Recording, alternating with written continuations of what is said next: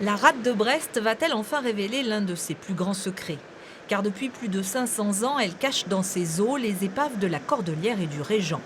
Les deux vaisseaux, l'un français, l'autre anglais, ont sombré le 10 août 1512 après un rude combat naval.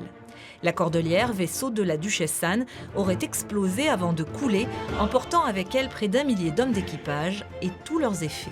Le sédiment marin a dû couvrir les deux épaves jusqu'à les protéger. Une partie, sans doute, s'est détruite. Mais je pense que ce qui en reste est extrêmement conséquent. Au fond, on a deux espèces de musées de l'histoire maritime, de la Bretagne maritime et au-delà de la France maritime du début du XVIe siècle.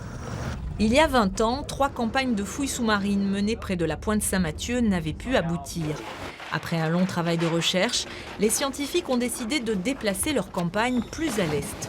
En juin prochain, une équipe composée d'archéologues, de marins, d'historiens, d'ingénieurs embarquera à bord de ce navire scientifique, l'André Malraux, durant 3 semaines.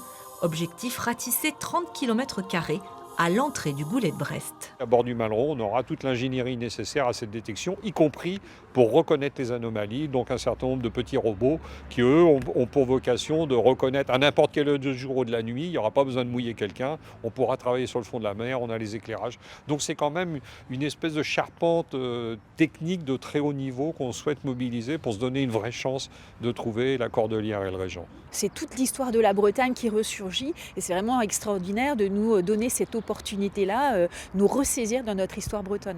Plus de 1500 épaves ont été répertoriées le long des côtes bretonnes.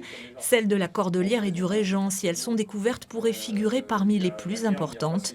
Une quête qui fascine d'ores et déjà tous les amoureux d'histoire maritime.